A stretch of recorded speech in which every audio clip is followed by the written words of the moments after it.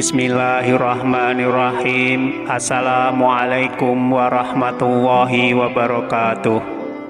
Syukur alhamdulillah kita masih bisa berjumpa kembali di channel Tebar Iman ini.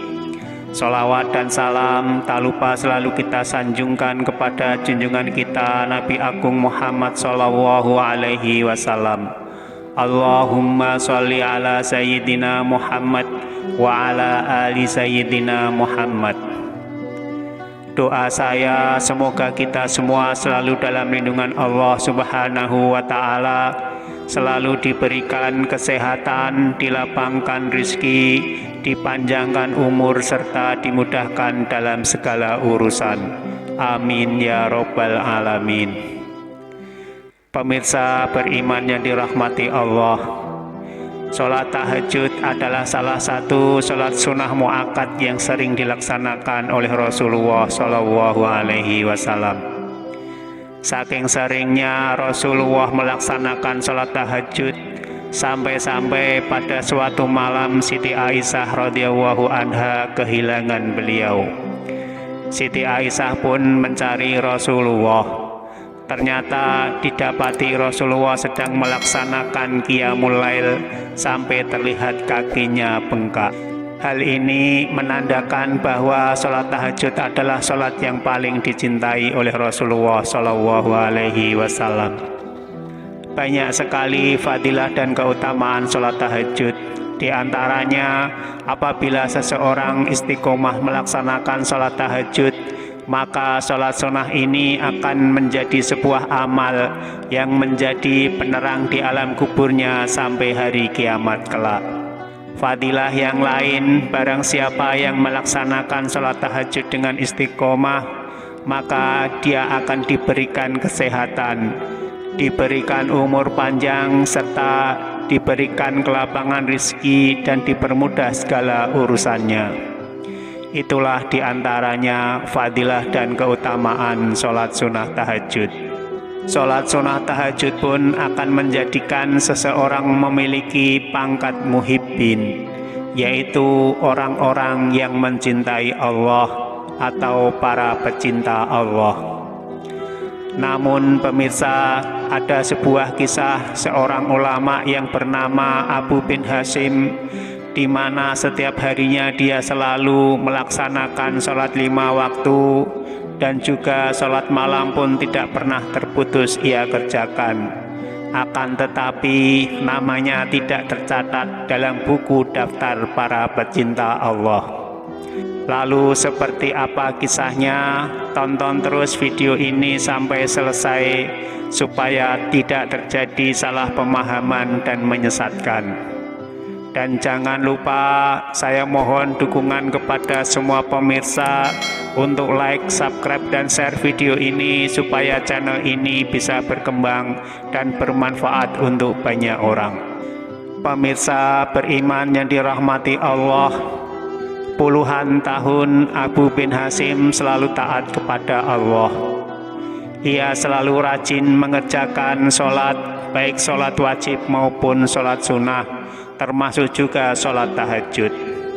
Ketika mayoritas orang sedang terlelap tidur, dirinya selalu terbangun untuk bermunajat kepada Allah Subhanahu wa Ta'ala. Mulai dari sholat tahajud, membaca tasbih, berzikir, dan beristighfar.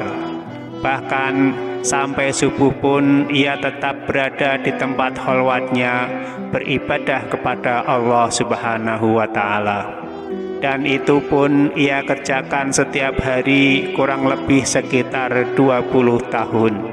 Pada suatu ketika saat dirinya hendak mengambil air wudhu untuk tahajud, tiba-tiba ia dikagetkan oleh keberadaan sosok makhluk yang sedang duduk di atas bibir sumurnya.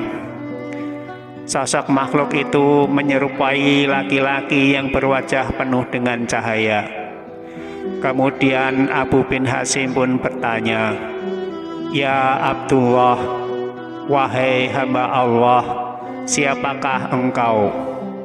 Sosok tersebut menjawab, "Ana malaikatullah, aku malaikat Allah." Abu bin Hasim yang mendengar jawaban itu sontak kaget dan campur rasa bahagia, karena ia kedatangan tamu malaikat utusan Allah yang sangat mulia. Lalu Abu bin Hasim bertanya lagi, "Apa yang engkau lakukan di sini?"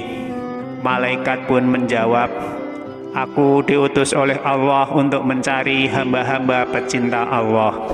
Melihat malaikat itu memegang sebuah buku yang tebal, Abu bin Hasim lalu bertanya, "Wahai malaikat Allah, buku apakah yang engkau pegang itu?" Malaikat menjawab, "Aku memegang buku yang berisi nama-nama para pecinta Allah."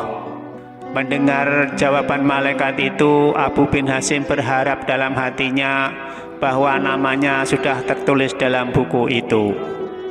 Maka Abu bin Hasim pun bertanya, "Wahai malaikat Allah, apakah di dalam buku itu ada namaku?"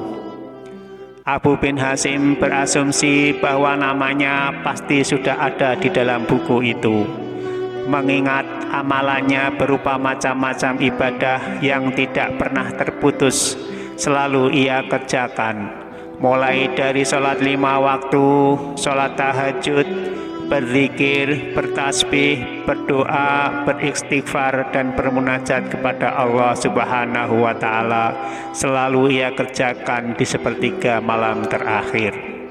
Sebelum menjawab, malaikat pun membuka buku catatan yang dibawanya. Tetapi ternyata malaikat tidak menemukan nama Abu bin Hasim di dalam buku itu. "Namamu tidak ada dalam buku ini," jawab malaikat. Karena tidak percaya, Abu bin Hasim meminta malaikat agar kembali mencari namanya di buku tersebut. "Betul, namamu tidak ada di dalam buku ini," kata malaikat. Abu bin Hasim pun bergetar dan jatuh tersungkur di depan malaikat. Dia menangis sejadi-jadinya. "Rugi sekali diriku yang selalu tegak berdiri di setiap malam dalam tahajud dan bermunajat kepada Allah, namun ternyata namaku tidak tertulis di buku itu sebagai para pecinta Allah," kata Abu bin Hasim sambil terus menangis. Melihat hal itu, malaikat kemudian berkata, "Wahai Abu bin Hasim, bukan aku tidak tahu engkau terbangun setiap malam, berwudu meskipun dalam keadaan sangat dingin, sholat tahajud, bertasbih, berzikir, berdoa, dan bermunajat kepada Allah Subhanahu wa Ta'ala. Akan tetapi Allah telah melarangku untuk menuliskan namamu di buku ini." Abu bin Hasim pun bertanya, "Apa penyebabnya sehingga Allah melarangmu menuliskan namaku di buku itu?" Malaikat menjawab, "Engkau memang bermunajat kepada Allah, tetapi engkau pamerkan ibadah dan munajatmu kemana-mana dengan rasa bangga diri, dan kamu asik memikirkan dirimu sendiri. Sedangkan di kanan dan kirimu ada orang-orang yang kelaparan, ada orang yang sakit, namun engkau tidak pernah menengok dan menolongnya. Lalu bagaimana mungkin engkau bisa termasuk sebagai para pecinta Allah kalau engkau sendiri tidak mencintai hamba-hamba Allah?"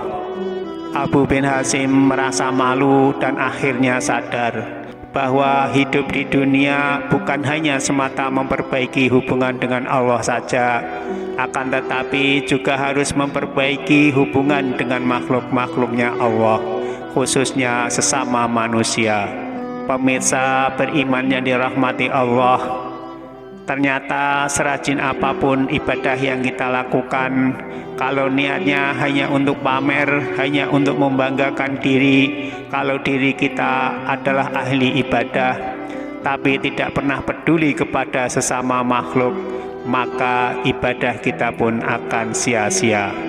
Pantas saja Rasulullah SAW pernah bersabda, "Salah satu yang akan menghanguskan pahala ibadah diantaranya adalah sifat pamer dan tidak mencintai makhluk Allah."